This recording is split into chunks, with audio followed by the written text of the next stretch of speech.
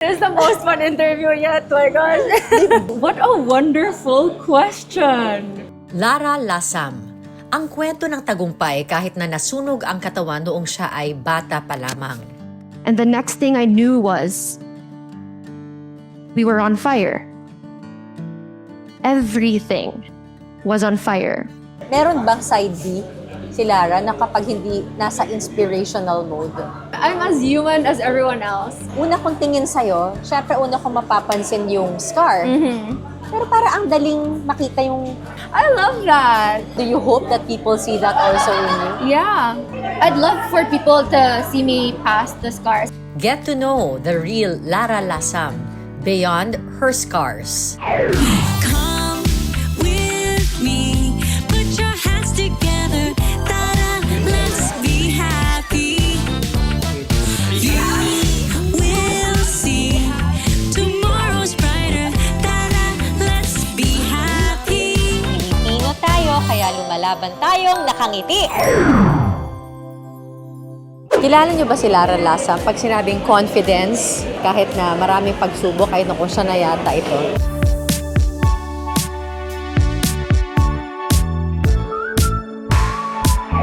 What does a 24-year-old Lara do? Right now, I'm balancing accepting interviews like these. I'm also dabbling into my thesis because I'm a senior in college. And I sleep most of the time. Anong pangarap mo? There's no concrete plans for me yet. I'm in that stage. But one thing's for sure, I do want whatever the future may hold, or like whatever I'm gonna do in the future, hopefully it has some sort of value to the people who come across it. Yun lang po. Parang you It's want to very inspire? vague. Yeah. If that's... I feel icky when I say inspire people because I feel like I can only do so much. I can just, show up, and then that's inspiration or whatever is up for the people who come across my story or the way I talk about it. So that's on them. I just want to show up and hope that my showing up does something to someone who comes across it. I was still shy then. I still had insecurities and stuff, but there was an overcoming bit of my peklat, you could say, or like coming face to face with people. Wait, may peklat ka na noon pa pala. Yeah. The universe was teasing me, diba? So anong peklat yung noon before that? It was just the knees when you fall, when you play with your siblings, kasi running and stuff, and I'm so clumsy talaga. Kaya yung reaction mong una, when the accident happened was, what happens after this? Na-imagine mo magpepeklat to. The first thing I asked my auntie who was there was, "Auntie, what about the scars?" So that was the first thing when I went out the comfort room. So crazy. There was a mirror, like a really small mirror. There was no power, right? So it was pretty dark. But I can sort of see myself through the light from the moon outside. Stopped to look at myself in the mirror and asked, what will my life be after this? Like, who will I be after this? Ngayon, nakikita lang namin yung na-overcome mo. Yung mga SOCMED, how you overcame it. Yeah. Okay lang bang rewind ng konti? Sure, no problem with me. How hard was it? On a scale of 1 to 10, it would be 100. Kasi palagi sinasabi may phases. Dali lang, theory-wise, denial, acceptance, ganyan. Theory lang yung alam namin eh. Para sa'yo, anong nangyari? To me, there was definitely, like, the physical burns was really painful. Painful is an understatement. That's something I never want to go back to, given, the hypothetical questions people would ask if you could turn back time. No, definitely not. I would not wish it on anyone, not for myself, not for anyone. It's different kind of hard po kasi. I feel like the psychological burns, the emotional, the spiritual burns that I did not have the tool to heal because it was unseen. That took a long time for me. So 7 years, you could say, to heal the intangible paso that I got. Healed ka na ngayon, you think? Not completely. If percentage, mga 85. Merong trigger? Or 95, huh? May mga trigger pa rin. Self-blame is one. In your head, kasi na this is an accident, right? No one is to be held accountable for it. but my emotions, my body would like to disagree. There's this blame still, like say self-blame still that I'm currently working through naman. But most of the time, like 95% of the time, I don't think I'm blaming myself. Just pockets of moments here and there. Di ba yung peklat, mag-heal siya and iba na siyang form later on. Pero may tendency ring tumigas, mag-stiffen. That's contractions for me. Yung contraction sa'yo, naging ganyan din ba yung puso mo? What a wonderful question. For a time, you could say, physical or emotional burns would scar, and to me, that came in the form of being like the blame. I really put it back on the blame game. I didn't have anything or anyone to blame or to hold accountable for what happened to me. So like, you know, the rationalizing bit na baka Lord has plans. But then, there's this psychological, the emotional bit na it doesn't have to happen to anyone. So, yun siguro na bit na parang my spirituality was challenged in ways very unprecedented ways. But it also was made stronger, you could say. And my relationships with the closest people in my sphere, my cousin who was with me, there was a time I didn't talk to her because I blamed myself again. So Tumitigas yung puso eh. yeah. So kind of like the protective layer of your heart to not get hurt again. Because like, oh my God, if I open up and then talk about these things. And it's real. For me, even if sometimes I think it's already healed, parang hindi pa pala. Naabot mo na ba yung peace? To some extent, I think so, yeah. Going back to the rationalizing bit, I feel like when something happens, you kind of like rationalize diba? Like make reasons. For example, like maybe God has a purpose for this, or like I can twist this to be more beneficial to whoever comes across it, or you know, just to make sense of what happened. But then I came across this movie, kind of like vicariously healing through this movie. It's a parallel to my story. It's called Penguin Bloom. Have you watched that movie? Really cool. The story is she's a mom who went to a Thailand trip. Long story short, she fell from a building and then became quadriplegic. So there was a time when she dealt with her depression and stuff. So like dealing with her own sort of fire, I would call. And then she was in her room with her kid, and there was a random firework, and the kid asked, "Mom, why is there a firework? It's not New Year's or it's not Christmas." And then she replied, "Sometimes beautiful things just happen." Hearing that line in the movie, it made sense to me that sometimes also things just happen and sometimes things don't. Just like how beautiful things just happen, maybe some like grave, unfavorable things also do. And it's up to us to rationalize or make reasons or like meaning out of it, but it happened to me. Gets ko yung neutrality. Minsan gusto natin lagyan ng dahilan eh. Dahil gusto mo lumaban eh. Right. So gusto mo pero paano kung ito lang? Yan na yun. Maybe, yeah, exactly, right? Maybe sometimes things just happen. So parang ngayon, you're here inspiring people. Pero paano kung hindi ka naman para mag-inspire na? It's just living life. Alam mo yun, iniisip ko lang. Meron bang side B si Lara na kapag hindi nasa inspirational mode? I'm as human as everyone else. I love that you asked that because for a time... Para tingin na sa'yo, kailangan mag-inspire palagi. Right, exactly. I don't take it against people who wants to hear me talk about it. It's nothing. I take it as an opportunity. Again, it's a wonderful thing. So for as long as there are people who wanna ask me to talk about what I talk about, wonderful. But I also, there was a point in time when I stopped accepting interviews because I didn't want to be fitted into a box, like with what you said. Is this all I'm ever gonna talk about? There's so much more to me than just my story or, you know, my scars. And you can talk to me about films, maybe photography. Those are things I love doing also. Yeah. But to answer your question, I'm just as human talaga as everyone else. So a funny story, when I started college, people the first thing they notice me with is the Facebook posts talaga or like the social media posts again, and it's inspirational, quote unquote. And then I walked with this friend, I just got to know her, and she was like, "You're funny pala naman, no?"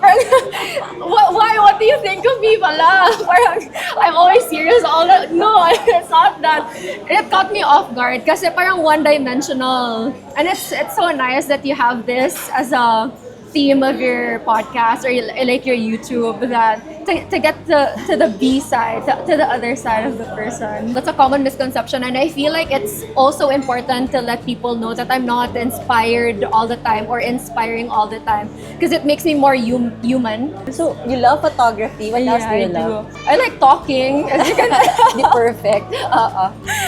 I also like writing for a form of self-expression po. What I like most is sleeping talaga. I love my sleep. And you like working out? I do love working out, yeah. So, bata ka pa rin pala. I am. I'm very young. Do you miss anything from your childhood? Parang na-fast forward kasi yung dealing mo with life, no? Very much. I feel the not having to worry about what I'm gonna do next. Kind of like just being in the moment. Being a kid, basically. Parang, sure, you have worries, pero it's not worries about will I make it in the future. The fun then, coming together with friends, parang naglalaro, yun. Gosh, parang gusto kong balikan for you. Can I tell you something? Sure. Una kong tingin sa'yo, syempre una kong mapapansin yung scar. Pero para ang daling makita yung... I love that. Do you hope that people see that also in you? Yeah. I'd love for people to see me past the scars. And I feel like prior to talking about this, like being intentional about talking about my story, people have already seen me past my physical form. And in that regard, I'm really, really blessed because people in my sphere have embodied me being more than a face, being more than my scars. And with what you said, it's kind of like the introduction lang. And I'm not worried like for like interactions now, but before I kind of got worried naman din. But now I don't get worried about people fitting me in a box anymore because I feel as you get to know me, you're gonna go past naman din. Pero ang tanong ko, hindi ka ba nagagandahan sa sarili mo? My God, I feel beautiful. Diba? Kasi parang may scars, pero parang... Right. Oo, ba't kailangan beyond? Like, even physically. It's kind of like a strategic scarring situation, you could say. What do you Kasi mean? What do you mean? It's with what you said, not to raise my own bunk or like just objectively speaking. When I take photographs of myself, there is like my facial form is still pretty decent. It has these scars here to just make people look and then see, oh, she's still beautiful. Stop, yeah. It's kind of like Pause. strategic because I've seen burn survivors also with facial deformities that are really, really grave. In that regard, I really feel lucky that it's this. It's kind of like a sculpture of sorts, or like I call it sa una, dati yung sa una, as tattoo. Diba tattoos Yeah, are absolutely. people wear it with pride that they have tattoos on certain parts of their body, and I feel a certain when I was trying to accept my scars, it was like that. It was empowering that these are nature's tattoos and it's strategically placed. So yeah, I feel beautiful po. Coming here, I looked at myself in the mirror. This is pretty decent for Ate B to look at. Oo, ay, galing. O, ang tanong, baka mapaano kami, palangga ka na? Not yet. Open? This is so crazy. My friends know this, but I just healed from a 4-year situationship. My friends and my family have embodied me being more than a face, but my love language is words of affirmation. It's really different for someone to articulate it and to have a hold, parang words na, actually, yeah, I'm more than a face. I'm even more than my scars and my stories. Nabanggit mo mama mo. Uh-huh. Anong klase siyang babae? My mom really, really strong, really resilient. She's very problem-focused, coping type of mom. So the biggest thing I've learned from her was to hold yourself accountable, like radical self-accountability. Hindi ka niya binibi dun sa ordeal mo. Naalala ko kasi sinabi mo, why not? Sinabi niya gano'n. Why did this happen to me? Why not? Tough love. Love, But there's wow. also soft love. I was covered with masks and cardigans sa Podaba. So I didn't want to go out of the house. So they had to find ways for me to go out. So my mom looked for masks and cardigans for me just to go out. And the way I viewed it, you're gonna be in society again anyway. Please do it the way you can. So we're not gonna baby your leg or anything. So like I feel, for me at least, I wasn't coddled up. Their way was, please go out to the world, deal with it yourself. People's reactions are not things we can control. That's for you to figure out how to react to Wow. or learn from. Ano yung mga number one reaction? Nabasa ko yung napakinggan kita yung una takot. Iba-iba ng reaction na nakikita whenever they see you.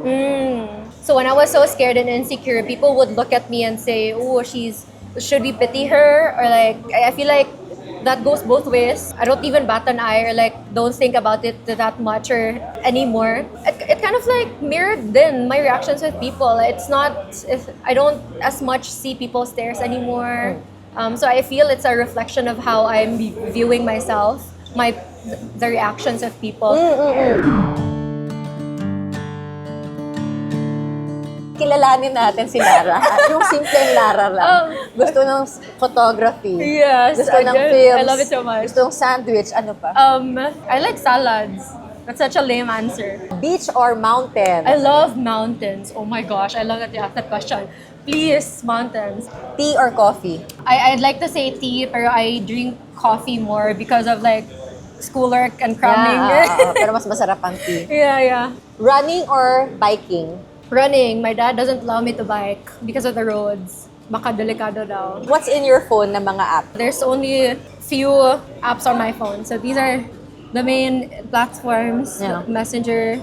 I have TikTok, Instagram, Messenger, Viber, Grab, and then Threads. That's it. Linis? That's it? Yeah, because of storage reasons. Do you dance? No. I Sing? look like an itik when I dance. Do you sing? In the bathroom. In the Ano shower. pinaka-artistic side of you? I guess, right? Yeah, there. Words.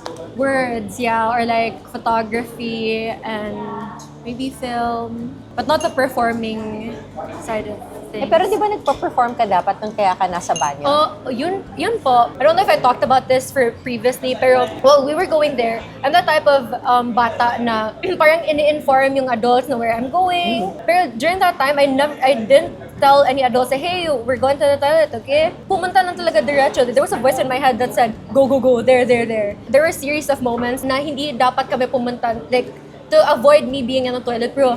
Parang pinush talaga to be there. It was so crazy. I don't know how to rationalize that or make theories about that, but it's a pretty crazy thing. Pag inisip mo talagang doon ka talaga meant to be. Yeah. The younger me would be angry at you saying that. Pero what do you mean want to be there? It's such a hard thing to be there. I didn't want to be there. Right now, no, I feel like yes. The way you described it kasi it's something that brought you there eh. There were so many points in time when parang two diverging paths nga. I was leaning towards the other path, pero something put me to the direction where the toilet really was. Maybe it was really to extract whatever can be extracted from it and then talk about it. Who knows? I really believe in this strength of the human spirit. Was it Viktor Frankl who wrote the Man's Search for Meaning? So it's basically that. He basically just wrote a book about, it basically encapsulates what I went through also, na even in the gravest situations, human situations possible, unimaginable, the human mind will always grasp onto something like hope, you could say, to survive. Ano yung hope dun sa'yo? Interesting. The hope for me was, it was a lie that the doctors and my mom and the parents talked to me when I was